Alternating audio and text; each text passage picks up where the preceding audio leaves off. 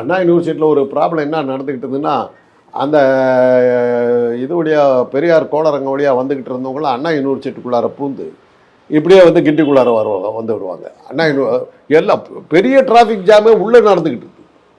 எல்லா கார்களும் அது வழியாக வந்து போகிறவங்களும் அந்த பயன்படுத்த இருந்தாங்க. அப்புறம் தான் இப்போ வந்து இதை கட்டை கட்டி நிறுத்திட்டாங்க. அவுட் சைட் காரெல்லாம் உள்ளே வரக்கூடாது அப்படின்னு நிறுத்தினாங்க. அது மாதிரி சில விஷயங்கள்லாம் பண்ணணும். இந்த இந்த இந்த பாலியல் சீண்டல் நடக்குதுன்னா ஒரு 10-15 நாளாவது அவன் வந்திருக்கணும். வராமல் ஒரே நாளில் அதை செஞ்சுருக்க முடியாது. கண்டிப்பாக சார். இப்போ நோட்டம் பார்த்துக்கிட்டே இருந்து தான் அதை செஞ்சுருக்க முடியும். இப்போ கல்கத்தாவில் நடந்த அந்த டாக்டர் இதுலேயும் கூட அதே தான். ரெகுலராக பார்த்துருக்குறான். இந்த இடத்துல இந்த பொண்ணு போயிட்டு இருக்குதுங்கிறத பார்த்துருக்கேன், கவனிச்சிருப்பான். அப்படின்னா அவன் ரெகுலராக உள்ளே வந்திருக்கிறான். ரெகுலராக என்ன பண்ணிட்டு இருந்திருக்கான்னு தெரியணும். பாலியல் செயல்கள் பண்ணுறவங்கிறவன் மற்ற தொழில்களும் செஞ்சுக்கிட்டு இருந்திருப்பான். ஐயோ விசாரிச்சா தெரியும், அது இனிமேல் தெரியும். அதனால் இதுக்கெல்லாம் பல்கலைக்கழகத்தினுடைய பாதுகாப்பை வந்து உறுதி செய்ய வேண்டியது துணைவேந்தர் தான்.